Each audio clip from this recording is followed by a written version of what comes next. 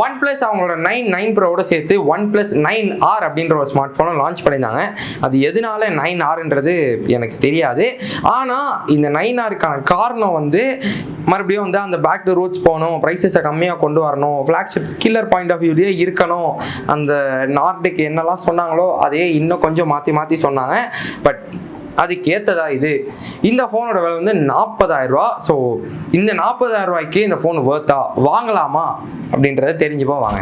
9Rோட டிசைனும் bill quality பற்றி நம்ம பேச ஆரம்பிப்போம். ஸோ OnePlus 9Rல டிசைனுன்னு பார்த்தீங்கன்னா பெருசாக ஒன்றும் மாற்றம் இல்லை. 9 ப்ரோலையும் 9லையும் எப்படி கேமரா மாடியூல் இருந்ததோ அதே மாதிரி தான் இருக்குது. இந்த இடத்துல 2 கலர் ஆப்ஷன்ஸ் தராங்க உங்களுக்கு. ஒன்று வந்து கார்பன் பிளாக், இன்னொன்று வந்து லேக் ப்ளூ. எனக்கு இந்த இடத்துல அந்த கார்பன் பிளாக் கொஞ்சம் பெட்டராக தெரிஞ்சது, நல்லா இருக்க மாதிரி இருந்தது.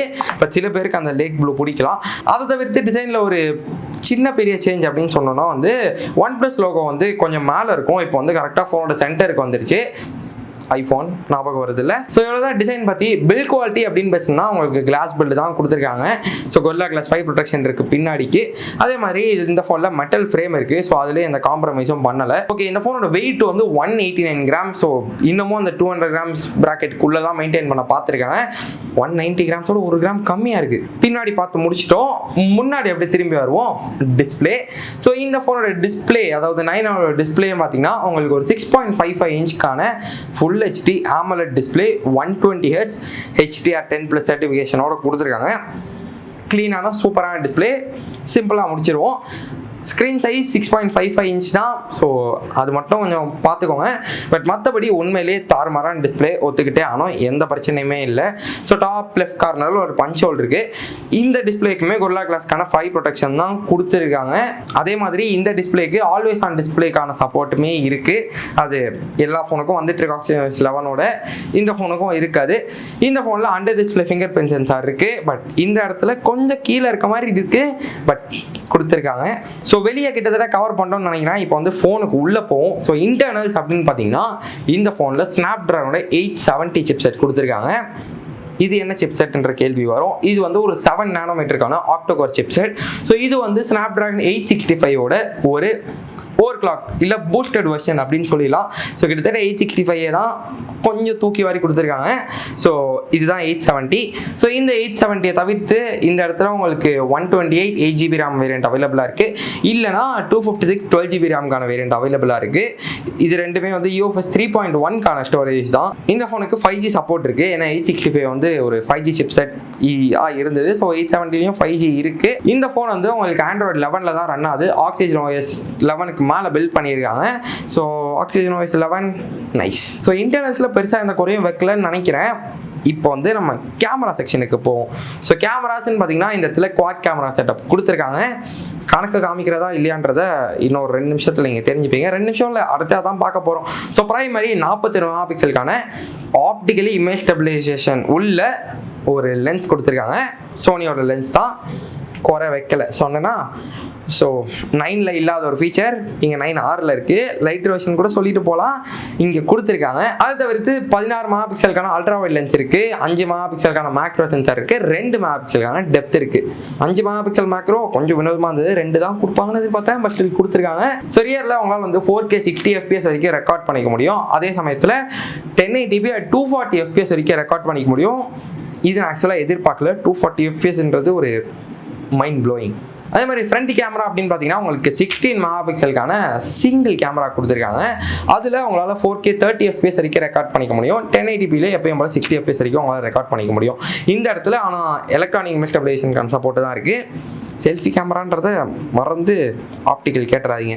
இந்த கேமராஸில் ஹாசல்பிளாடோட சம்பந்தம் கிடையாது. ஹாசல்பிளாட் பிராண்டிங்கும் இதில் கிடையாது. ஸோ 9 ப்ரோக்கு மட்டும்தான் அந்த ஹாசல்பிளாட் பிராண்டிங் அந்த விளையாட்டெல்லாம். 9Rல ஹாசல்பிளாடுக்கும் 9Rக்கும் சம்பந்தமே கிடையாது. ஓகே, இந்த ஃபோனில் என்னெல்லாம் இருக்குன்றதை பார்த்தோம். பட் இது எல்லாத்தையும் பவர் பண்ணக்கூடிய பேட்டரி எவ்வளோ அப்படின்னு பார்த்தீங்கன்னா 4500 mAh. என்ன ஆளாளுக்கு 7000 mAh போயிட்டு இருக்காங்கன்றதை நீங்கள் யோசிக்கலாம். பட் 4500 mAh கொடுத்துருக்காங்க. இதை சார்ஜ் பண்ணுறதுக்கு உங்களுக்கு 65 வாட் ஃபாஸ்ட் சார்ஜர் கொடுத்துருக்காங்க. ஸோ இவங்க என்ன சொல்கிறாங்கன்னா, அதாவது 1%லேருந்து 100% வரைக்கும் உங்களால் வெறும் 39 மினிட்ஸில் வந்து சார்ஜ் பண்ணுற முடியும்னு சொல்கிறாங்க. ஸோ கிட்டத்தட்ட 40 நிமிஷத்தில் உங்களால் வந்து கிட்டத்தட்ட டெட்ல இருந்து 100% போக முடியும்னா அந்த 4500 mAh பேட்டரி கொடுத்தது என்னை பொறுத்த வரைக்கும் மோசமான விஷயம் கிடையாது. அதிகமாக கொடுத்துருக்கலாம் அந்த 5000 mAh அந்த மாதிரி, பட் பரவாயில்ல 4000 mAh கொடுத்துட்டாங்க. ஸோ இந்த 65 வாட் சார்ஜர் வந்து பாக்ஸ்லேயே தராங்க, அது ஒரு மேஜர் பாசிட்டிவ். மேஜராக இருக்க விஷயத்தை எல்லாத்தையுமே பார்த்துட்டோம் அந்த ஃபோனில். ஸோ 9Rல சின்ன சின்ன விஷயங்கள் இன்னும் என்னெல்லாம் பண்ணியிருக்காங்க அப்படின்னு பார்த்தீங்கன்னா, இந்த ஃபோனில் உங்களுக்கு Wi-Fi 6க்கான சப்போர்ட் இருக்குது, Bluetooth 5.1க்கான சப்போர்ட்டுமே இங்கே இன்க்ளூட் பண்ணியிருக்காங்க, ஸ்டீரியோ ஸ்பீக்கர்ஸ்க்கான சப்போர்ட் இருக்குது. ஸோ ஆடியோ எக்ஸ்பீரியன்ஸ் இங்கே என்ன சவுண்ட் எதிர்பார்க்குறோம், அதே மாதிரி NFC-க்கான சப்போர்ட்டுமே இருக்குது. கிட்டத்தட்ட வர எல்லா ஸ்மார்ட் ஃபோன்ஸ்லுமே வந்து, அதாவது OnePlus ஸ்மார்ட் ஃபோன்ஸில் NFC இன்க்ளூட் பண்ணுறாங்க. பட் ஏன் அதை மார்க்கெட் பண்ண மாட்டேங்கிறாங்கன்னு தெரியல. OnePlus நாட்லையுமே அது இருந்தது, பட் நான் வாங்கி ரொம்ப நாள் கழிச்சு தான் அதை டிஸ்கவர் பண்ணேன் நான். ஓகே, எல்லா ஸ்பெக்கையும் பார்த்துட்டோம். ஸோ இப்போ 40,000 ரூபாய்க்கு இந்த ஃபோன் வர்த்தா, நீங்கள் என்ன நினைக்கிறீங்க? ஸோ இங்கேயே இந்த வீடியோ பாஸ் பண்ணிட்டு கீழே போய் கமெண்ட் பண்ணிட்டு வந்திருக்கேன். ஏன்னா இதுக்கப்புறம் நான் என்னோட கமெண்ட் சொல்லுவேன். ஸோ என்னோட கமெண்ட்ஸ் வச்சு நீங்கள் இன்ஃப்ளூயன்ஸ் ஆகிடக்கூடாதுல. ஸோ போய் கமெண்ட் பண்ணிட்டு வாங்க. என்னை பொறுத்த வரைக்கும் 40,000 ரூபான்றது இந்த ஃபோனுக்கு கொஞ்சம் காஸ்ட்லி தான். ஏன்னா இதே ஸ்பெக்கை நீங்கள் ஆல்ரெடி கேட்ட மாதிரியே இருக்கும். ஏன்னா இதில் இருக்க கிட்டத்தட்ட எல்லா ஸ்பெக்குமே OnePlus 8Tலேயுமே இருந்தது. எஸ், 9 சீரீஸ்க்கு முன்னாடி வந்த ஒரு ஸ்மார்ட் ஃபோன். ஸோ சிப்செட்டை மட்டும் மாற்றி எல்லாத்தையுமே அப்படியே கொடுத்து வச்சுருக்காங்க, டிசைனை மாற்றிருக்காங்க. ஸோ அதுக்காக இந்த ப்ரைஸ் ஹைக் வந்து ஒத்துக்க முடியுமான்னு கேட்டிங்கன்னா சத்தியமாக இல்லை. இந்த 40,000 ரூபான்றது மட்டும்தான் இங்கே ஒரு பிரச்சனையாக இருக்கும்னு நான் நினைக்கிறேன். இதே ஒரு 35 இல்லை ஒரு 32 இந்த மாதிரி ஒரு ப்ரைஸ் பேக்கெட்டில் கொண்டு வந்தாங்கன்னா இன்னும் கொஞ்சம் சக்ஸஸ்ஃபுல்லாக இருந்திருக்கும் அந்த ஸ்மார்ட் ஃபோன். பட் இது மோசமான ஸ்மார்ட் ஃபோன் கிடையாது, நல்ல ஸ்மார்ட் ஃபோன் தான். பட் ஸ்டில் ப்ரைஸிங்கில் பெட்டர் படுத்தி இருக்கலாம். இந்த ஃபோனுக்கு பதிலாக வேறு என்ன ஆப்ஷன் இருக்குது அப்படின்னு கேட்டிங்கன்னா வந்து 40,000 பெருசாக எதுவும் இல்லைன்னா நினைக்காதீங்க. போக்கோ F3 கூடிய சீக்கிரமே இந்தியாவுக்கு வரப்போகுது. ஆல்ரெடி ரெட்மி K14 மற்ற ஊரில் லான்ச் ஆகிருக்கு. வேணா பார்த்து தெரிஞ்சுக்கோங்க. வேறு என்ன கேளுங்க, அதுக்கு ஒரு வீடியோ போடுறேன். இது மட்டும் கிடையாது, iQOO 7 இந்தியாவுக்கு வருது. ஸோ iQOO பற்றி தெரியும், பர்ஃபார்மன்ஸ் தாண்டா நாங்கள் தாண்டான் இருக்கவனுங்க. iQOO 7 இருக்கட்டும், போக்கோ F3 இருக்கட்டும், இது எல்லாமே இந்த ஸ்மார்ட் ஃபோனுக்கான காம்படிஷனாக இருக்கும்.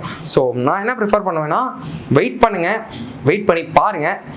ஆனால் எனக்கு பிராண்ட் வேல்யூ முக்கியம் அப்படின்னு நினச்சிங்கன்னா, ஓகே பிராண்ட் வேல்யூ பற்றி பேச ஆரம்பித்தாலே ஆப்பிள், சாம்சங், OnePlus தான் பேசுகிறோம்.